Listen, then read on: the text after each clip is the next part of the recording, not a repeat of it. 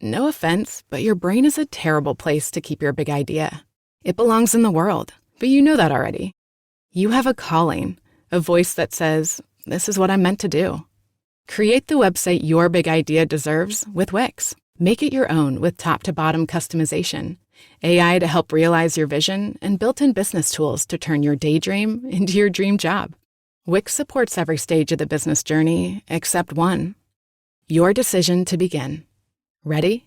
Go to Wix.com.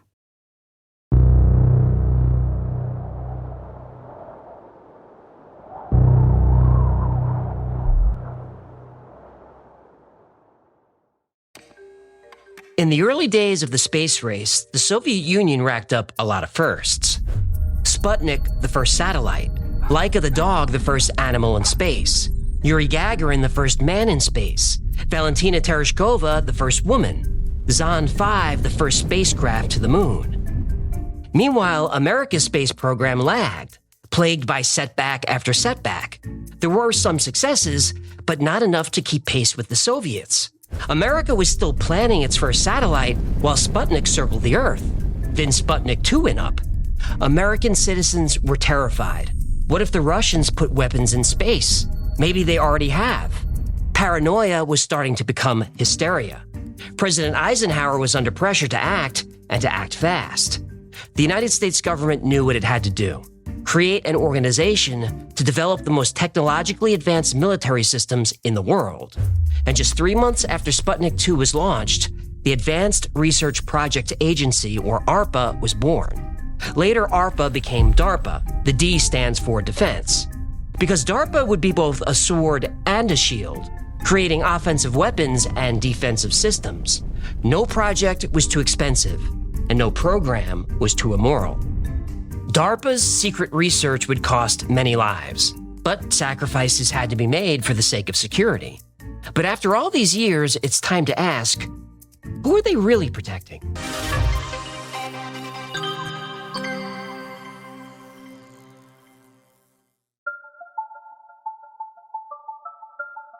Here's the scene. You're driving. It's late and the road ahead is dark. You make a turn and then another. You finally realize you're lost. If this were the not-too-distant past, you'd pull over and grab your Thomas guide. Yeah, for you kids, that's a map. And if you didn't have a map, you'd try to find a gas station or 7-Eleven to ask for directions. Then your fate would be in the hands of the guy working the night shift. Who may or may not be a serial killer. Right. But now, all the answers are in your pocket. You tell your phone the address and GPS guides the way. Some cars will even drive for you while you sit back, relax, and listen to your favorite podcast. Oh, you know, the Y-Files is also a podcast. No plugs yet, please. We save those for the end. Sorry. I could sniff out a plug opportunity like a truffle pig. The technology I described that got you to your destination, it was created by DARPA. All of it. And there's a lot more of DARPA in your pocket than you think. Your cell phone uses microprocessors designed by DARPA. They also created the batteries to power those microprocessors. Your phone uses wireless technology made possible by DARPA. The touchscreen and the microphone came from DARPA. Voice recognition and GPS come from DARPA. And of course, all this data transfer happens using the internet, which was created by DARPA. Excuse me, if I may. Is this going to be a highly predictable and hack joke about how Al Gore said he created the internet? I yield the rest of my time, thank you. Yes, DARPA created the internet. Well, technically, they were still ARPA then. Remember, the D was added in 1972. In the 1960s, researchers were trying to figure out a way to ensure reliable communications in case of a nuclear attack. Traditional telephone lines and radio transmitters would be the first to go. They came up with a radical idea: packet switching. Not all of us speak nerd. Some of us went to our prom instead of staying home to write code on our Apple II. Well, packet switching is not as complicated as it sounds. Here's how it works. You want to send a message or file from New York to LA, but what if half the country's lines are down? So you break that message into small chunks called packets and send each one independently over the network. On the receiving end, the message waits for all the packets to arrive and then reassembles them back into the original message or file. Each packet will independently try to find the most efficient route through the network at any given moment. The internet still works this way. Most people didn't use the internet until the late 1990s or early 2000s. Some nerds like me were using our phones to dial bulletin board systems in the late 1970s and early 80s. But this new network called ARPANET was conceived in 1966. Whoa. You were online all the way back then? When you were like 12 or 13 years old? Yep. I was even younger than that when I first got online. And you're proud of this? Well, yeah, shouldn't I be Did you even know girls existed? Yes, I knew they existed. Yeah, now I see. What? Girls didn't know you existed. I was a late bloomer. Boomer? Bloomer. What'd I say? Under DARPA's guidance, TCP/IP became the universal language for online computers. They also developed the concept of email and invented domain names. DARPA worked with UC Berkeley to create the BSD Unix operating system. BSD Unix heavily influenced the operating system you're using right now, no matter what OS it is. It started with DARPA. Now, these technologies may seem modern, but DARPA sent the first internet message in 1969. Now, this shouldn't be surprising. DARPA technology is said to be about 20 years ahead of civilian tech. Like self-driving cars, DARPA built one in 1984. DARPA had GPS in 1973. Microprocessors, motion sensors, and wireless communication. DARPA had these decades ago.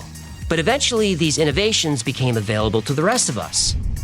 DARPA's technology has made our lives so much better, it's easy to forget that those innovations weren't originally meant to improve lives. They were meant to end them.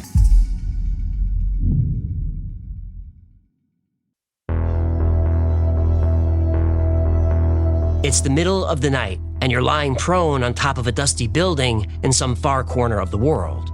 You hug your .50 caliber Barrett sniper rifle. It's pitch dark, but your light-gathering, high-magnification scope gives you full visibility of the alley 1,200 yards away.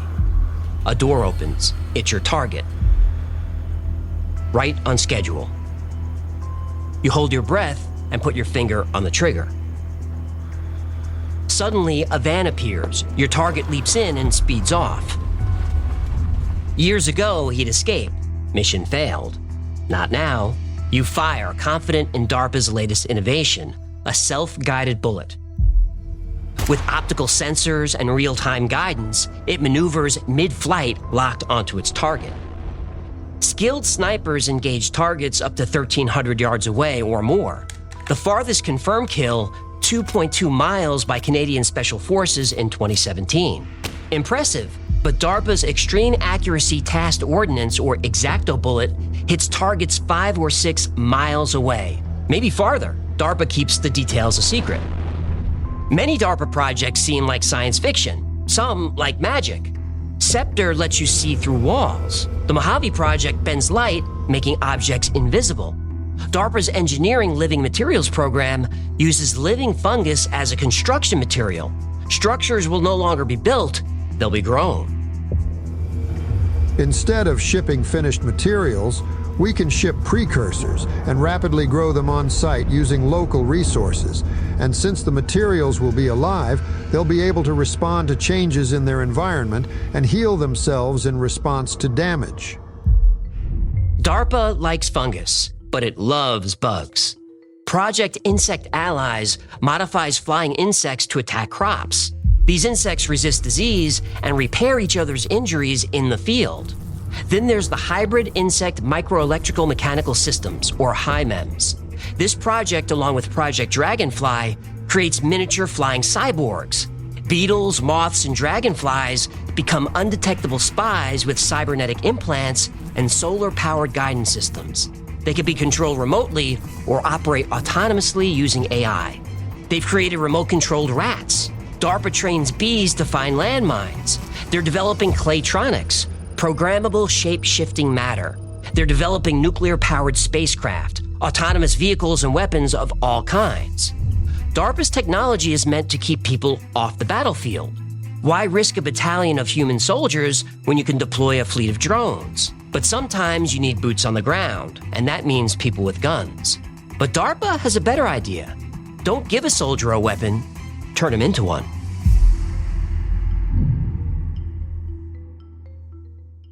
A lot of products say they're clean, but what does that mean? Ritual has high standards for what clean means, like their essential prenatal multivitamin, which is heavy metal tested, clean label project certified, and GMO free. It features key mom-to-baby nutrients like folate, choline, and omega-3. Clean isn't clean enough, especially during pregnancy. Get 25% off at ritual.com/prenatal. These statements have not been evaluated by the Food and Drug Administration. This product is not intended to diagnose, treat, cure, or prevent any disease. A lot of products say they're clean, but what does that really mean? At Ritual, we have very high standards for what clean really means. Like for our best-selling essential prenatal multivitamin, which is heavy metal tested, clean label project certified, and GMO free. It features key mom-to-baby ingredients like folate for neural tube support, choline for baby's brain development, and omega-3 for brain and vision support. But our high standards don't stop there. All of the ingredients in our essential prenatal multivitamin are sourced through our made traceable supply chain, so it's clear where they come from and why they're there. Because clean isn't clean enough, especially during pregnancy. Shop Ritual for the support you deserve with 25% off at ritual.com/prenatal. These statements have not been evaluated by the Food and Drug Administration. This product is not intended to diagnose, treat, cure, or prevent any disease. A lot of products say they're clean, but what does that mean? Ritual has high standards for what clean means, like their essential prenatal multivitamin, which is heavy metal tested, clean label project certified, and GMO free. It features key mom-to-baby nutrients like folate, choline, and omega-3. Clean isn't clean enough, especially during pregnancy. Get 25% off at ritual.com/prenatal. These statements have not been evaluated by the Food and Drug Administration. This product is not intended to diagnose, treat, cure, or prevent any disease. The human body is an amazing machine. Our musculoskeletal system allows us to do gymnastics, lift heavy weights, and walk long distances. Still, our bodies have limitations. DARPA is developing technology to overcome these limitations. The goal is to increase strength, endurance, alertness, and the overall health of soldiers. DARPA's Warrior Web project is one of several exoskeleton programs in the works. It's an exosuit, lightweight and flexible, similar to a scuba suit. But this is a smart suit. Using machine learning and onboard sensors, the suit knows when and where to firm up to augment muscles. It performs its function, then becomes flexible again. DARPA has also developed hard exoskeletons, just like you've seen in movies like Aliens and Edge of Tomorrow. These exoskeletons not only increase strength and endurance, but they're modular. They can be equipped with all kinds of weapons. There's even a jetpack in development. The Talos suit turns a soldier into a real-life Iron Man. It's bulletproof and weaponized. It increases strength, speed, and endurance. It monitors the user's vital signs and has sensors that analyze the entire environment around them. The Tactical Augmented Reality, or TAR project, is a headset that overlays information over your normal vision. This gives soldiers real-time information like displaying maps, enemy locations, and other vital data right in their line of sight. Project Z-Man was inspired by geckos. DARPA is creating a material that would let soldiers climb walls without ropes or ladders.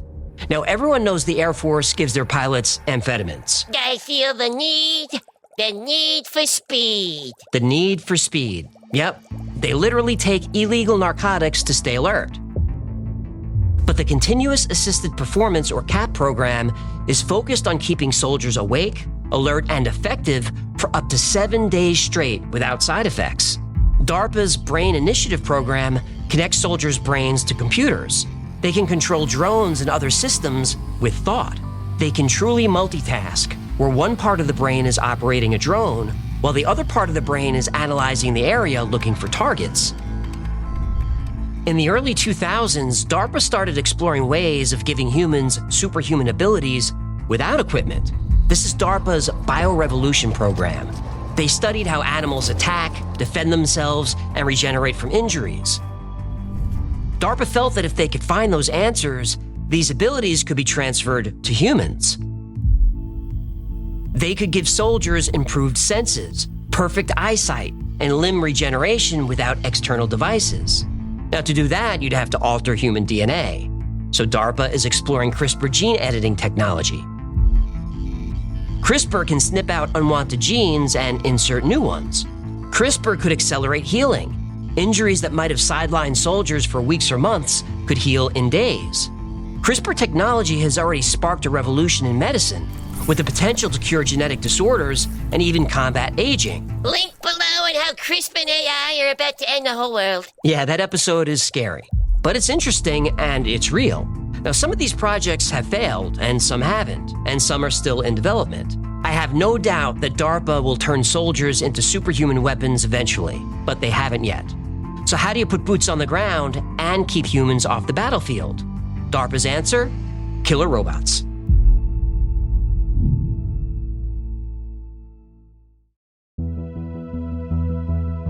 DARPA started working on robotics in the 1960s. Its first project was Shaky, the first mobile robot to reason about its actions. Shaky wasn't sleek or fast, but it was a start. I feel like if you name your project Shaky, you're kind of setting yourself up to fail. Well, since then, DARPA's robotics has come a long way. In the early 2000s, DARPA launched the Big Dog program. In partnership with Boston Dynamics, these four-legged robots can carry heavy loads and navigate difficult terrain. They can also be outfitted with weapons like sniper rifles or machine guns. The LS-3 can follow soldiers autonomously and carry up to 400 pounds of gear. And then there's the Atlas robot, and now we're getting serious. Atlas was launched in 2013, and you've probably seen various versions of this robot over the years.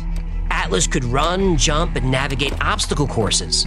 A couple of years ago, Atlas used AI to teach itself how to walk, and then run, and then do gymnastics. Yeah, you humans realize it's only a matter of time before these things take over and enslave you, right? Some of us realize it. Investigative journalist Annie Jacobson has covered DARPA for years. She says there's no doubt that the Pentagon is investing heavily in robotics. DARPA's plan through 2038 states without question that the Pentagon is moving towards robotic warfare. They want to have hunter-killer drones that can swim, crawl, walk, run. Drones that can fly 13,000 miles an hour, which is 22 times faster than a commercial jet, to get to a target really quickly. Ballistic missiles have limitations. Speeds over Mach 20 require too much power and make the rockets dangerously hot. But thanks to DARPA, that's no longer a problem. Missiles can now travel at hypersonic speed without overheating. A target 500 miles away can be destroyed in 6 minutes. Weapons like these certainly keep humans off the battlefield, but DARPA's going to take it one step further. It's creating the technology to wage war without needing humans at all.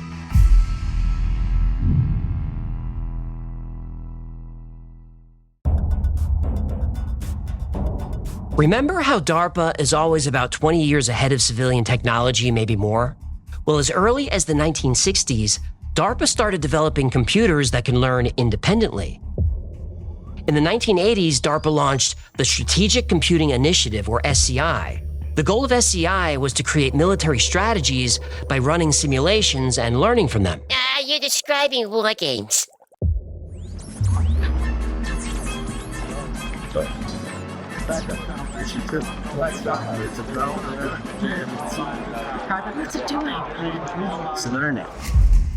War Games was originally going to be a science fiction story about a dying scientist who's saved by a kid genius. But then the writers met Peter Schwartz from the Stanford Research Institute, or SRI. Yeah, SRI, I know those guys. You do. SRI has been the launch pad for many secret government programs. I've talked about them a lot on this channel, and they've long been connected to the CIA, NSA, and DARPA. Well, Schwartz was fascinated by a new computer subculture called hackers. He suggested that they make a movie about a kid hacking a military supercomputer. Oh, yeah. What was it? It was called the Big Mac. No, Whopper. War Operation Plan Response. Oh, right. I'd still rather have a Big Mac. Me too.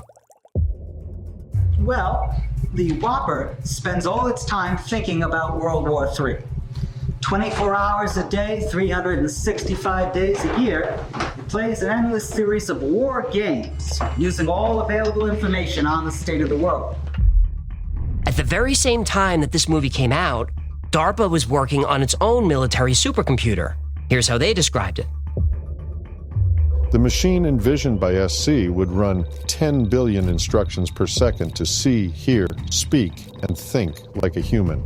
The degree of integration required would rival that achieved by the human brain, the most complex instrument known to man. If you haven't caught on by now, we're talking about artificial intelligence. Today, AI is everywhere and accessible to everyone, and it feels like it came out of nowhere, but it didn't. It came out of DARPA. As of today, 70% of DARPA's projects use or are focused on AI and machine learning. DARPA started working on AI in the 1960s. They built their first AI system, a speech recognition computer, in the 1970s. In 1983, the Strategic Computing Initiative project received billions for AI research. Then in the 1990s, DARPA launched another supercomputing project. It was, and still is, highly secret. It's affecting you right now. And once I tell you what it is, you're not going to like it.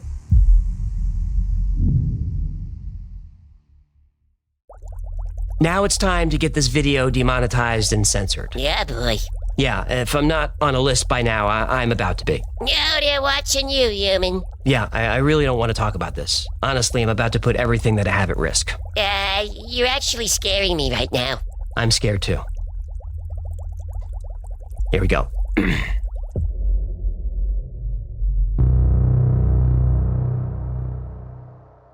A lot of products say they're clean, but what does that mean?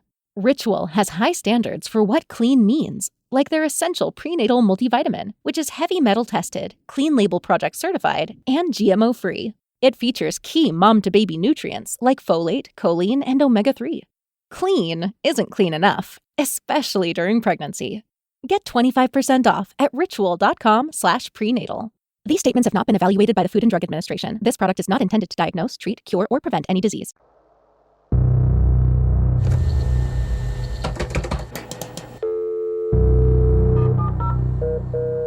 Welcome. Like the steam engine which sparked the Industrial Revolution of the late 1700s, the internet is changing everything it touches. And at the cutting edge of the revolution is Wall Street. So we are now 6 3/4 points above fair value. The early 1990s was the beginning of the tech boom. Internet startups were getting millions in investments. Down two. Venus is looking 39 and about 35,000 if you want to buy 10 grand. And they had access to vast resources and vast amounts of data, personal data. The intelligence community wanted to gather this data to create a digital fingerprint of everyone using the internet. If they could identify bad actors, criminals, terrorists, whatever, they would compare that fingerprint against others. They called this the birds of a feather approach. If Joe's a bad guy and Bob's a bad guy, and they both go to certain websites, then other people visiting those same websites were potential bad guys, so let's track them. So, surveillance? Yes. Of Americans? Yes. Legal? No. Well, officially illegal as of 2010, but the law was murky in the 1990s. And for the intelligence community, murky means opportunity. Still, the intelligence agencies didn't have the ability to manage all this data, but they knew people were out there working on it, and they were all looking for funding. But if you're the NSA or CIA or DARPA, you can't drop by an internet startup and ask them to build you an illegal digital surveillance program. Yeah, it's kind of a bad look. It is, but it also gives away the game. Surveillance is only valuable if the target doesn't know they're being watched. So this technology would need to be funded privately and quietly. So in 1994, the Highlands Forum was founded. Ever hear of the Highlands Forum? You probably haven't, and they like it that way. The Highlands Forum, or Highlands Group, was formed as a think tank, a bridge between technology companies and the Pentagon.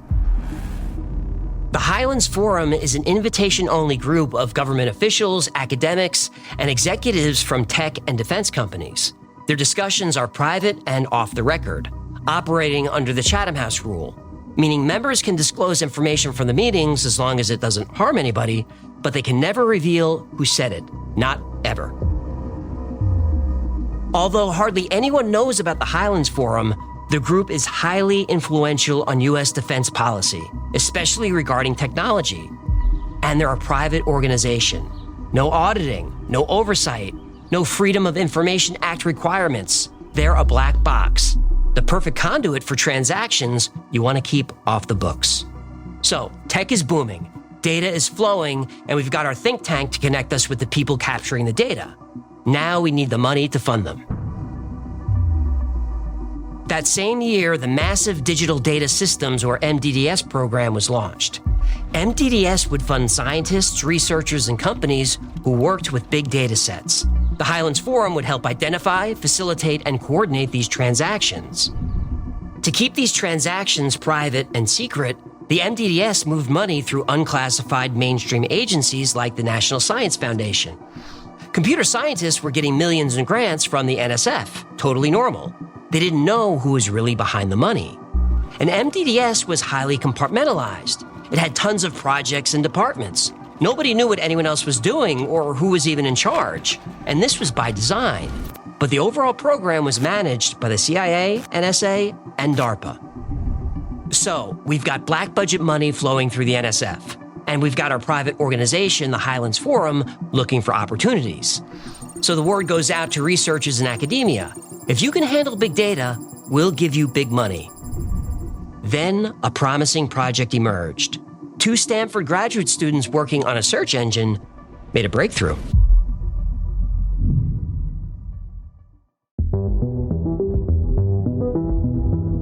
In the early 90s, searching the internet was difficult. Popular engines like Alta Vista and Lycos produced hit or miss results. Searching hiking gear would show pages mentioning hiking or gear, often irrelevant blog posts or articles. Users had to scroll through pages of useless results. It took forever, and I remember it well. 2 Stanford students developed a system that changed everything. Their automated web crawling system identified a web page's context, not just the text. Then, pages were ranked based on relevance to specific queries. Pages actually discussing hiking gear would rank higher for that query. High traffic pages and pages with lots of incoming links ranked even higher. These were signals to the algorithm that a page was a good match for that query. Using this search engine felt like magic. Usually the first or second result was exactly what you were looking for. Somehow it knew. The system used an optimization technique called association rule mining, or query flocks. This assumes birds of a feather stick together, meaning people searching specific keywords tended to click the same result. Query flocks worked with people too. The search engine learned that people with similar online habits search for similar things. If you searched hiking gear, the system assumed you liked outdoor activities and were probably within a certain age group. And the more you used the search engine, the more it learned about you. So your searches always gave you relevant results. Using information you willingly provided, these students had developed a method to create your digital fingerprint. Jackpot.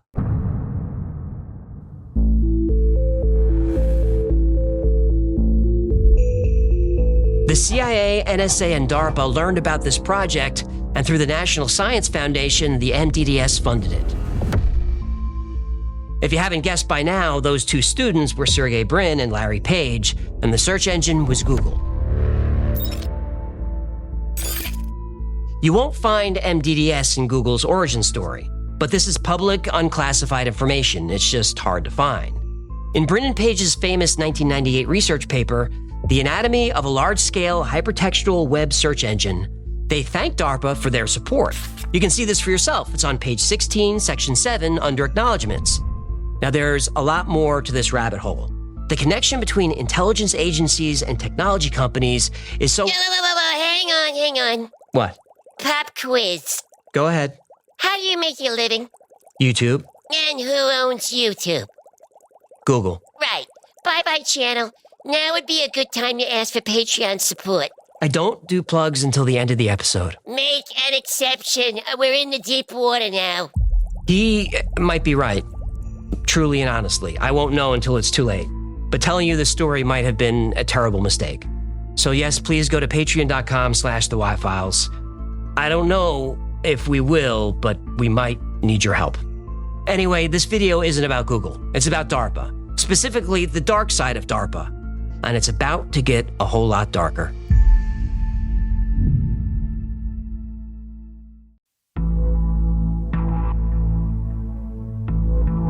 When John F. Kennedy took office in 1961, America had allies everywhere.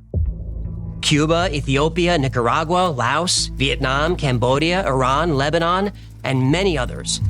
But the Soviet Union was fueling insurrections against US-friendly governments. Kennedy promised to stop the spread of communism, but the Soviets were pouring billions into military technology, rocket and missile systems, even space exploration. JFK was committed to keeping pace. He wanted more resources in science and technology. He modernized the military and doubled DARPA's budget, and the timing couldn't be better. The global Cold War had evolved into regional proxy wars with the Soviets. A new type of warfare was being fought, guerrilla warfare. Old military strategies wouldn't work. The situation in Vietnam was especially bad. The Viet Cong were hidden under the thick jungle canopy. You can't kill an enemy that you can't see. DARPA proposed a solution, Project Agile. It was pitched to Kennedy as both a scientific and military endeavor. Kennedy signed off immediately. The first phase was called Operation Ranch Hand. Its purpose was to clear the jungle. DARPA developed the rainbow herbicides, named for their container colors, to kill the foliage. Agent Purple was first, then green, then pink. DARPA was combining different herbicides, defoliants, and toxins, looking for the perfect formula to destroy Viet Cong cover. Agent Orange was the winner. Millions of gallons of Agent Orange were sprayed over miles of jungle every day. Leaves fell from trees almost immediately. Another application, and the trees died. Next, Project Agile targeted farms. Agent Orange could destroy miles of crops in a day. They asked South Vietnamese President Diem if he knew which farms were Viet Cong and which belonged to innocent civilians. He said yes, he knew, and he didn't care. If they weren't traitors yet, they would be soon. Kill them all. Now, the US didn't want to do this, but it only had a few hundred military advisors in Vietnam at this time. They didn't want to send more. Better to sacrifice North Vietnamese farmers than US Marines. So it was done. Guilty or innocent, friend or foe, if you were a North Vietnamese farmer, you were targeted. Your crops were destroyed and your soil was poisoned. Replanting was impossible. Agent Orange's effects were instant and devastating, and nobody knew it was only the beginning. A lot of products say they're clean, but what does that mean? Ritual has high standards for what clean means, like their essential prenatal multivitamin, which is heavy metal tested, clean label project certified, and GMO free. It features key mom-to-baby nutrients like folate, choline, and omega-3. Clean isn't clean enough, especially during pregnancy. Get 25% off at ritual.com/prenatal. These statements have not been evaluated by the Food and Drug Administration. This product is not intended to diagnose, treat, cure, or prevent any disease.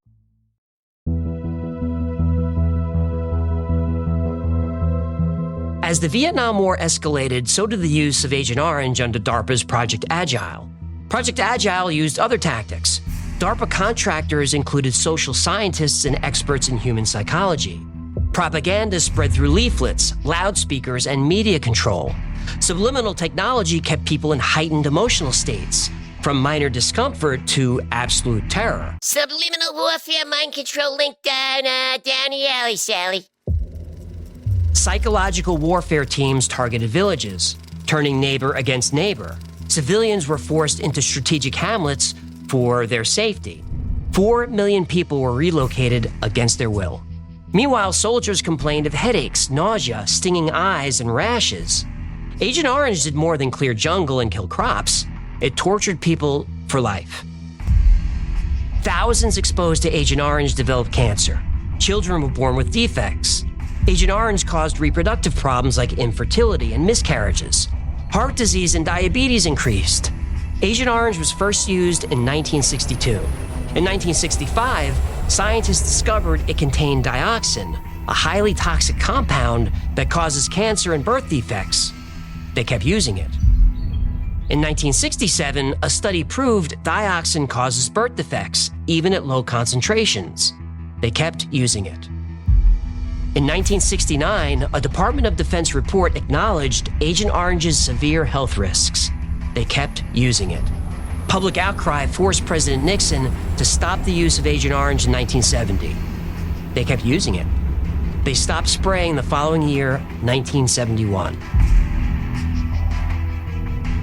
Now, even in war, there are rules. POWs must be treated humanely. Medical staff and facilities are off limits. Humanitarian aid must be allowed. Breaking these rules is a war crime. In 1907, the Hague Convention banned the use of poison in war. The U.S. signed the treaty. Agent Orange was poison. That's what herbicides are. So was using Agent Orange a war crime? No. The United States said Agent Orange wasn't a poison, it was an herbicide. The treaty didn't specifically mention herbicides. Oh, that's some lawyer loophole bullshit. In 1925, the Geneva Protocol banned the use of chemical weapons. The U.S. signed this treaty. But Agent Orange was a chemical. Of the 12 companies producing Agent Orange, the primary manufacturer was the Dow Chemical Company. The word chemical is in the company's name. So is using Agent Orange a war crime? Nope. The United States said Agent Orange wasn't a chemical. It was an herbicide. Wait, how is that even possible? It's not. In 1949, the Geneva Conventions established that civilians and their property must not be intentionally targeted. Only combatants and military targets were allowed. The U.S. signed this treaty. But civilians and their farms were intentionally targeted with Agent Orange. So is using it a war crime? No. The United States said the intent was to disrupt the enemy's logistical support and visibility, not cause direct harm to people. In other words, it was an accident. So what about the destruction of plants and trees on civilian land? Those weren't military targets. Isn't this a war crime? No. The United States said it was a military necessity to defoliate the area in order to deny the enemy cover, which makes trees, anywhere, a military target. What about destroying civilian crops? Again, the U.S. only intended to destroy crops of the enemy, not civilians. It was unintentional, so no war crime. In 1977, the Geneva Conventions were amended to specifically ban the use of herbicides and reinforce civilian protection. The U.S. signed this new treaty, but still denied any liability for the damage caused by Agent Orange. However, in 1984, U.S. veterans sued the chemical companies, who settled for $180 million. But the settlement was to support veterans, not an admission of guilt. In 2004, Jill Montgomery, speaking for the Monsanto Company, one of the major suppliers of Agent Orange, she set the record straight. We're sympathetic with people who believe they've been injured and understand their concern to find the cause. But reliable scientific evidence indicates that Agent Orange is not the cause of serious long-term health effects. In 1991, finally, the VA started providing benefits to vets exposed to Agent Orange, but the U.S. still denies liability. My father-in-law served in Vietnam. He was exposed to Agent Orange. He's watching, so I won't list his illnesses, but he suffered almost all of them. So in 1991, he applied for his benefits. And I'll admit, the government kept its word. He did receive his benefits. In 2021, it took 30 years. Like so many vets, when his country needed him, he didn't hesitate. But when he needed his country, they said, take a number, get in line, and hope you're still alive by the time we call your name. Do I sound angry? That's because I am.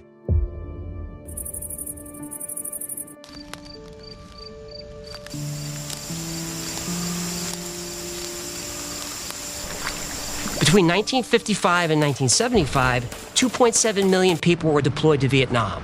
58,000 dead, 300,000 wounded, 3,000 missing or prisoners of war, 1,500 still missing. That's tragic, but it's much worse. The VA estimates 300,000 to 400,000 veterans may have died from illnesses caused by the exposure to Agent Orange. May have. To this day,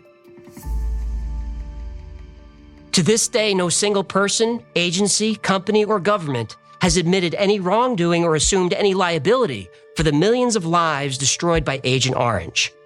Now, ordinary people like us have so many rules we have to follow. Don't speed. Check grandma's shoes before she gets on a plane. Pay your taxes even though we're going to steal it and waste your money. Pick up a gun. Shoot at those people. Do what you're told.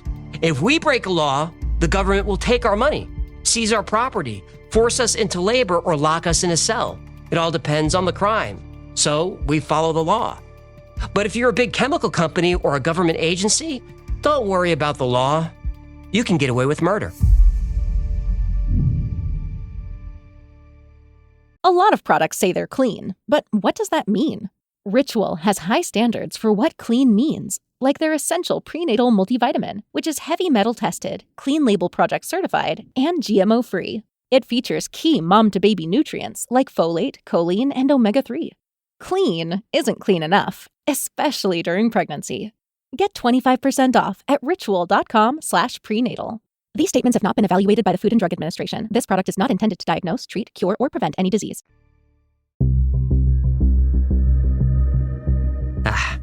I needed a minute.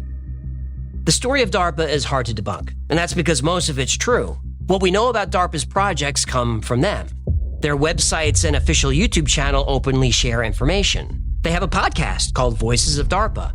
Even the experts in covering DARPA, Annie Jacobson and Sharon Weinberger, get their information from the agency they're writing about. When Jacobson gives a speech, writes a book, or appears in an interview about DARPA, she's not sharing classified information. She's not speculating, she's reporting. She never claims to know anything that we can't find out for ourselves. But still, most information is secret. What we know about DARPA is what they want us to know. There's no transparency, none. Also, DARPA is exempt from laws that other government agencies have to follow, specifically about hiring practices, managing personnel, and managing budgets. They can run the agency however they like. DARPA is only 220 people, that's it, with a budget of almost $4 billion. Now that's a lot of freedom and power, but it's much more than that. DARPA is allowed to fund projects through what's called other transactions. No congressional approval needed. No reporting required. Choose the projects you want to fund and fund them. So who's choosing the projects? Annie Jacobson gives us an unsettling answer. The real problem is that the individuals who are responsible for deciding what weapon systems are being financed and created in these classified DARPA programs are the very CEOs of defense contractors who stand to financially benefit from these contracts. Annie Jacobson has said that DARPA is the agency driving the military-industrial complex. That agency is run by the companies that profit from the technology they create. This is exactly what President Eisenhower said would happen. If you make war profitable, you'll always have war. But to be fair, DARPA's innovations have made our lives better. Not just because of cell phones and GPS, DARPA's achievements in prosthetics have allowed paralyzed children to walk again. They've created medical techniques to diagnose illnesses earlier. They've bioengineered tissue and organs that can be used for transplants. They've developed machines that can stabilize injured people in emergency situations. Advanced medical imaging such as ultrasound, MRI, and brain imaging, all created by or alongside DARPA. Now, does the good outweigh the bad? Do DARPA's contributions offset the damage they've done? I don't know, that's not for me to judge. But this story reminds me of the courtroom scene in A Few Good Men. You can't handle the truth. Right. When the colonel says, "My existence, while grotesque and incomprehensible to you, saves lives." You don't want the truth because deep down in places you don't talk about at parties.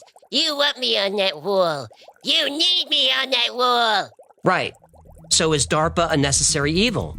Is evil even the right word? I don't know. When DARPA was formed in 1958, its mission was to make sure the United States was never again surprised by advanced technology. And for 66 years, DARPA has succeeded in its mission. The U.S. has never been surprised by technology. Except for the UFOs. Okay, the U.S. has never been surprised by another country's technology. Better. I can't forget all the suffering that DARPA has caused. But DARPA's done so much good, can I forgive? I don't know. I'm disgusted by some of DARPA's actions, by our government's corruption. by the fact that because of DARPA, bad people get rich from war. But if I'm being honest, which I always am with you, I have to acknowledge that as an American, we need DARPA on that wall.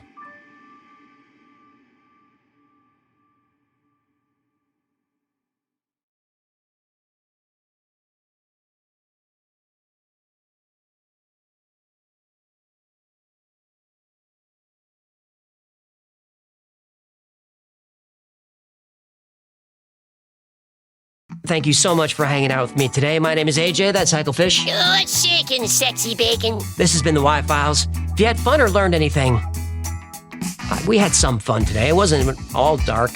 If you had a little fun or learned anything today, do him a favor, like, subscribe, comment, share. That stuff really helps the channel, and I have a feeling that we're going to need it. And like most topics we cover on the channel, today's was recommended by you. So if there's a story you'd like to see or learn more about, go to theyfiles.com/tips. And remember, The Y-Files is also a podcast, which might be the only thing left after this. Twice a week, I post deep dives into the stories we cover here on the channel, and I also post episodes that wouldn't be allowed on the channel. Those episodes are called Unredacted, and there's a couple of those coming up. Anyway, the podcast is called, wait for it, The Y-Files Operation Podcast. It's available everywhere. And if you need more Y-Files in your life, and not everybody does, but there are a few of you that can use it, check out our Discord. We're over 50,000 strong on there, so someone's there 24/7, and they're talking about the same weird stuff that we do here. It's a great community, it's really supportive, it's a lot of fun, and it's free to join. Now, if you want to know what's going on with the Y-Files at any given time, check out our production calendar. It's at theyfiles.com/cal. There we post our episode schedule, upcoming podcasts, live streams, everything. And special thanks to our patrons who make this channel possible. Every episode is dedicated to you. I could not do this without the support of our Patreon members. It's only because of you that I released this episode. This was very risky. I'm not going to know how risky until we release it, but this was really risky. The only way I had the courage to do it was because I know that you have my back. So thank you. And if you'd like to support the channel, consider becoming a member on Patreon. For as little as $3 a month, you get access to perks like videos early with no commercials, merch available only to Patreon members, plus you get 2 private live streams every week just for you. The whole Y-Files team is on the stream, like all our webcams are on, and you can turn your webcam on, hop up on stage, ask a question, make a comment on how old I look without the color filter and the makeup on, whatever you want. You can be as weird as you like. It's a lot of fun. I think it's the best perk there is. Another great way to support the channel is grab something from the Y-Files store. Grab one of these Hecklefish t-shirts. Get one of these mugs with my face on it. Then put your fist in my face. Get a hoodie. One of these deck of cards with my face on it. Something with my face on it. Try one of these squeezy animal tugging fish Hecklefish toy tugger dolls. Those are the plugs, and that's going to do it. Until next time, be safe, be kind, and know that you are appreciated, because you are.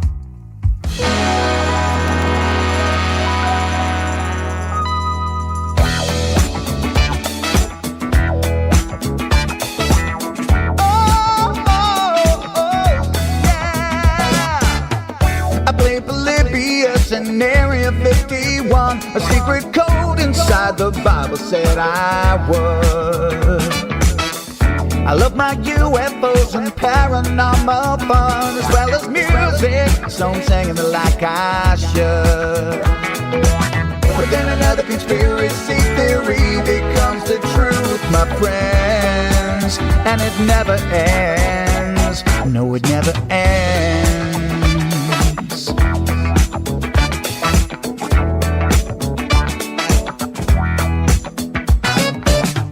I feel the crap cat and got stuck inside Mel's hole with MK Ultra. I'm being only too aware. Did Stanley Kubrick fake the moon landing alone on a film set, or were the shadow people there? The Roswell aliens just fought the smiling man, I'm told, and his name was Cold. And I can't believe I'm dancing with the fish. Hecklefish on Thursday nights with AJ2, and the Wi-Fi's having me all through the night. All I ever wanted was to just hear the truth, so the Wi-Fi's on repeat.